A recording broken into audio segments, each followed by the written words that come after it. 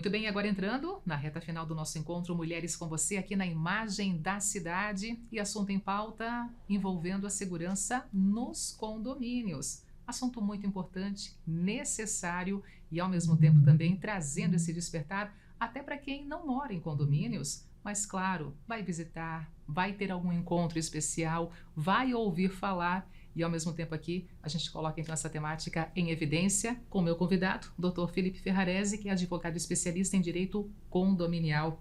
Dr. Felipe, seja muito bem-vindo mais uma vez. Obrigado pelo convite. É um tema que merece a atenção de todos, principalmente dos síndicos, dos condôminos e daqueles que vão visitar o condomínio, como você disse. Pois é, e recentemente aqui em Blumenau alguns episódios que envolveram também, quem mora em condomínios, por exemplo, um princípio de incêndio em um apartamento, então trazendo à tona também esse olhar, essa preocupação no que se refere, por exemplo, situações como essa, responsabilidades e segurança de todos, doutor.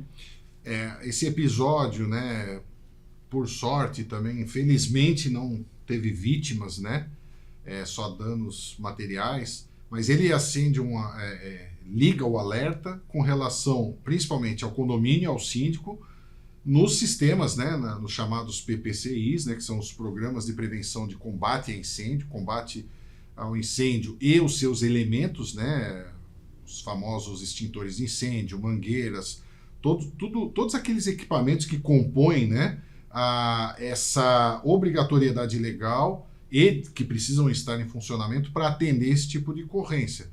E não menos importante, o AVCB, que é o Auto de Vistoria do Corpo de Bombeiros, estar em dia, anualmente precisa ser renovado, que administrativamente assim você dá a segurança ao condomínio e também você consegue ter aí todos os requisitos necessários para combater emergências como essa que aconteceu. O que não é comum, doutor, a gente realmente, quando se depara com situações como essa, outras ocorrências Brasil afora também, aí vem depois algum relato de pessoas que moram, que estão ali naquele ambiente, que acabam descrevendo o que estavam presenciando, de repente algum item, a falta de algum produto, realmente uma certa negligência no que se refere a alguns equipamentos envolvendo a área de segurança nesses espaços, doutor. Não dá para fechar os olhos. Todos têm a responsabilidade de pegar e cobrar e ao mesmo tempo também exigir como é que está sendo a própria manutenção dos próprios equipamentos? Exatamente. A vida em condomínio, existe a necessidade do espírito coletivo, Claro que você tem a figura do síndico como responsável legal, ele quem deve acompanhar todas essas normativas, essas diretrizes, essas obrigatoriedades, mas os condôminos precisam estar vigilantes também para que se façam cumprir essas regras, O próprio Código Civil, eles determinam o Código Civil determina deveres para os condôminos e obrigações para os síndicos. Então, todos precisam colaborar entre si e se autofiscalizarem, para minimizar esses riscos, que o risco sempre pode acontecer, às vezes até em decorrência de nenhuma ação humana. E dito isso, além do síndico estar preparado para que todas essas normativas, esses equipamentos estejam em dia, os condôminos devem fiscalizar. Por quê?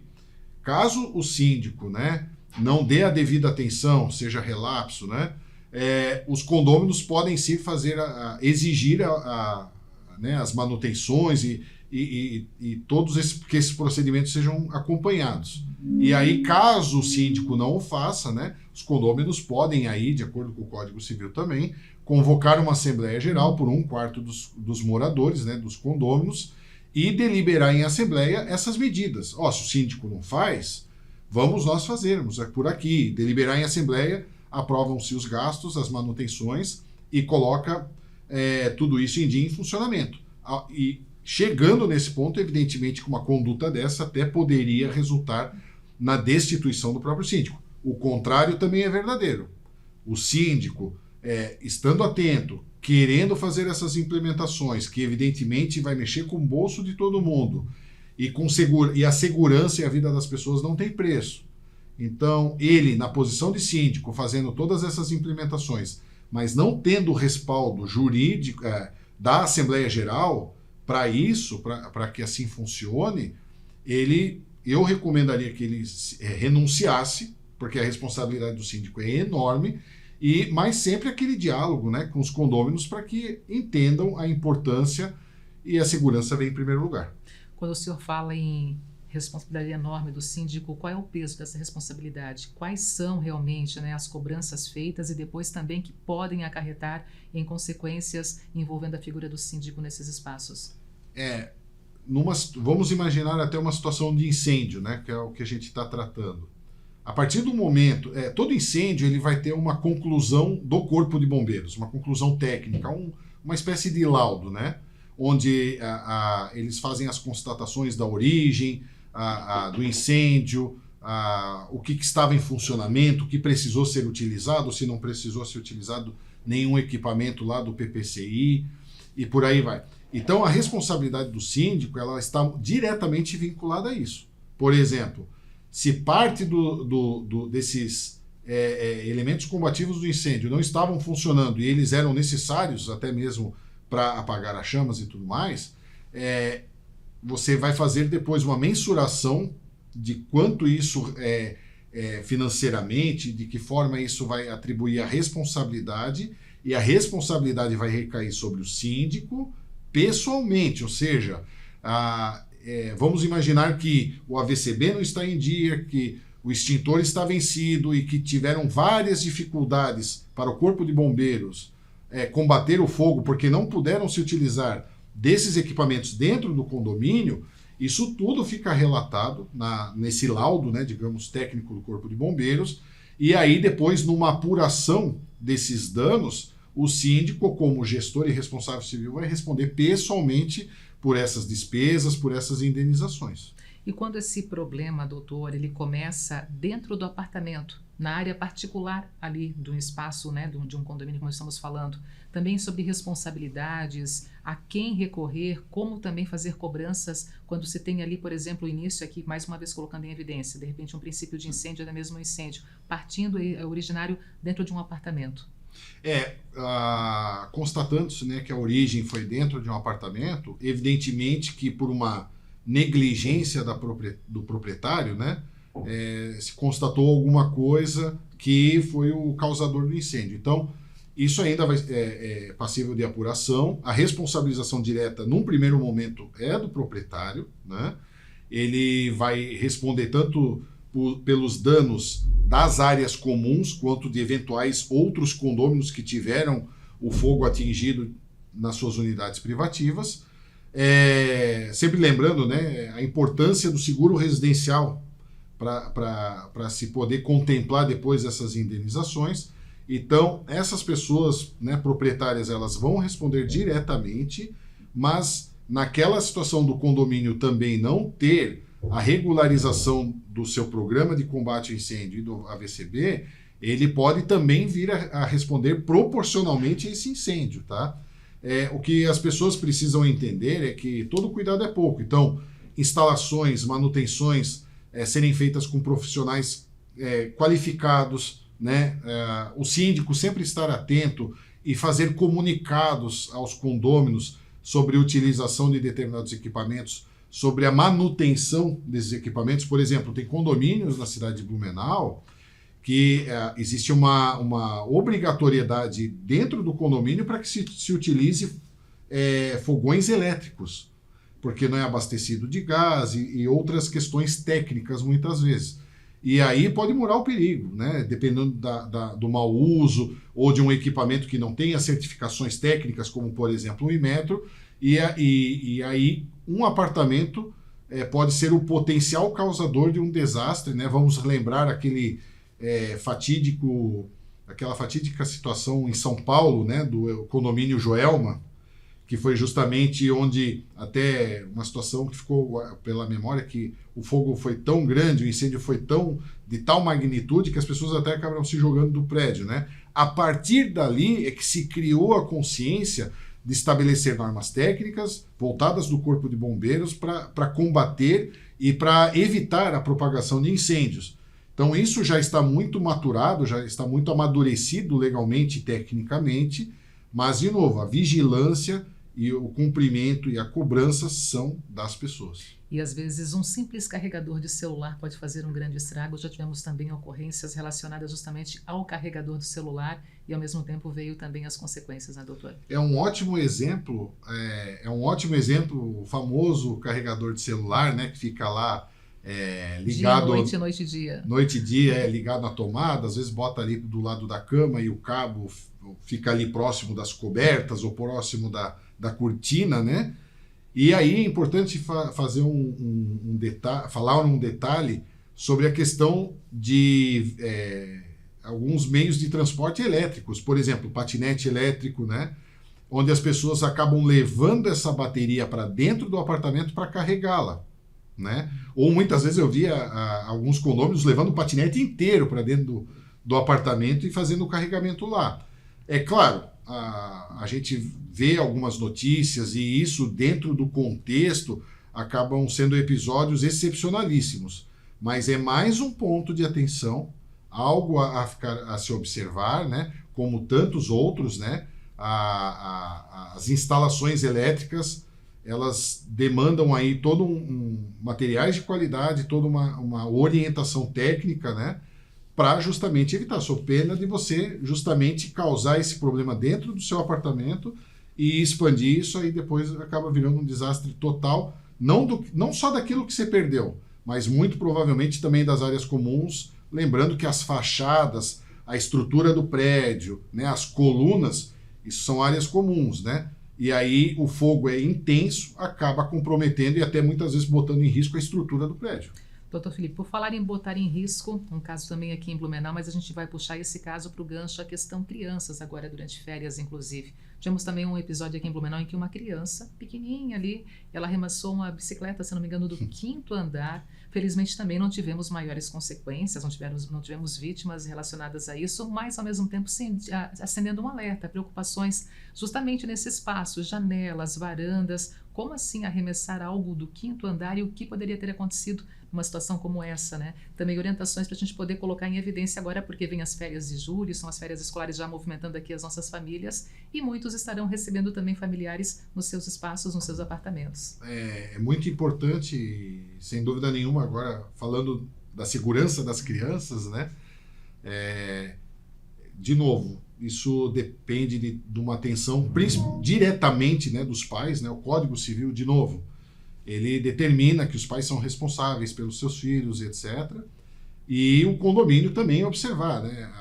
Ao mesmo tempo que as pessoas precisam compreender que a criança tem o direito e deve ter o acesso ao lazer, né?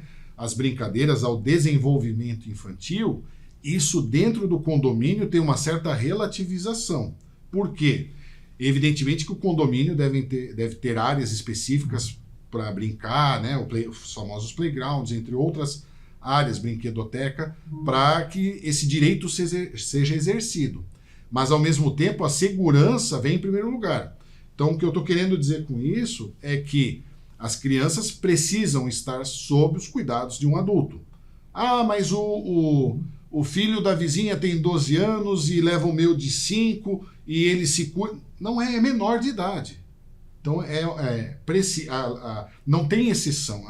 A lei está aí com todas as letras para determinar a segurança através de um responsável. O responsável é o maior de 18, evidentemente. Então, não se pode relativizar ou criar condições para que você oportunize isso. Ah, mas meu condomínio não tem área infantil. É uma questão para se discutir em Assembleia Geral.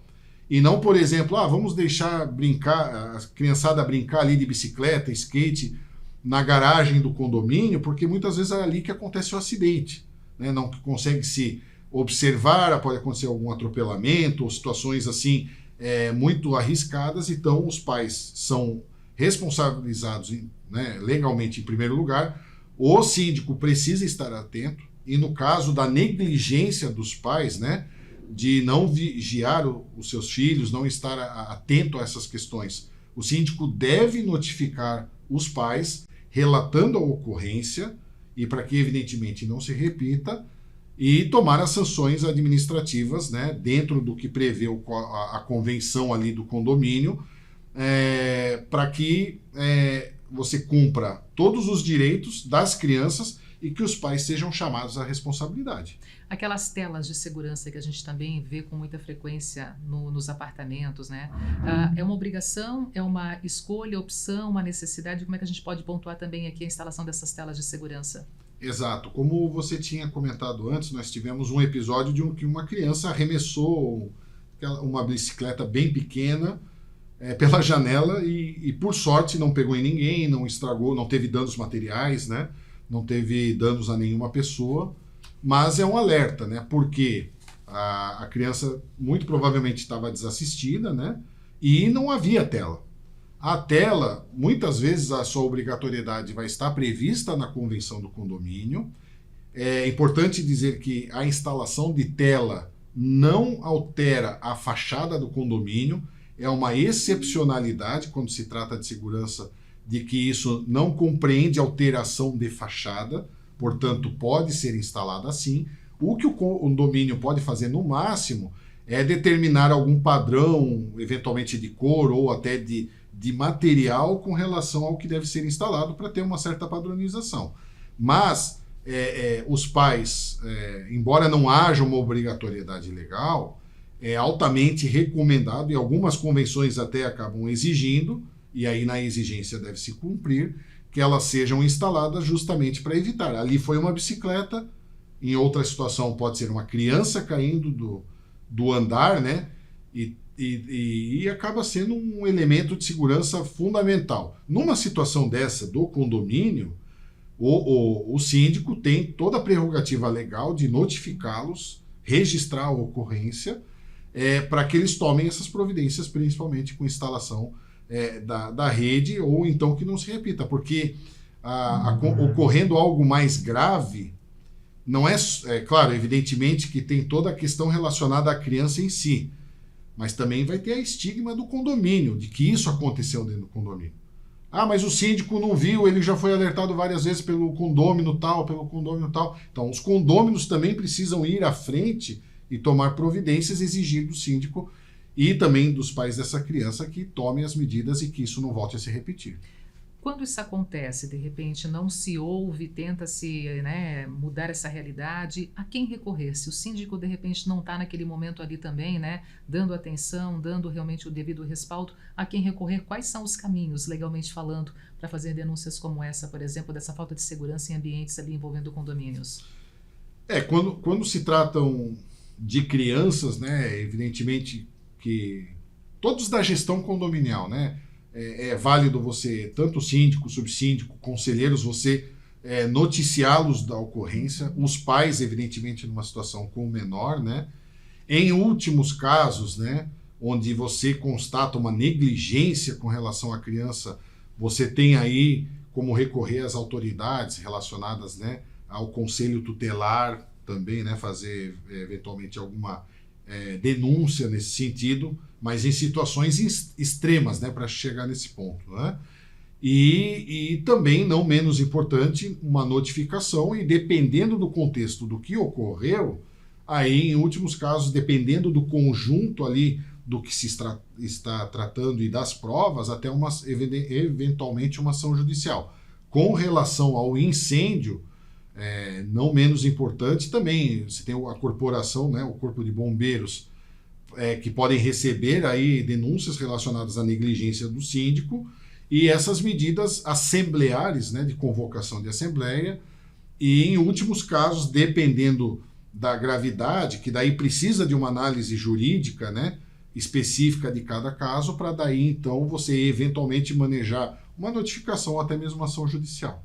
No mais, se vive muito bem nos condomínios, com muito respeito, com muita segurança, e segurança é uma palavra de ordem para todos, doutor Felipe. Palavra de ordem para todos, são um dos pilares da convivência condominial que nunca deve ser negligenciado. É isso aí. Doutor Felipe, muito obrigada por estar conosco. Esse assunto foi importantíssimo para fechar o nosso programa de hoje. Até uma próxima oportunidade. Até uma próxima. Obrigado.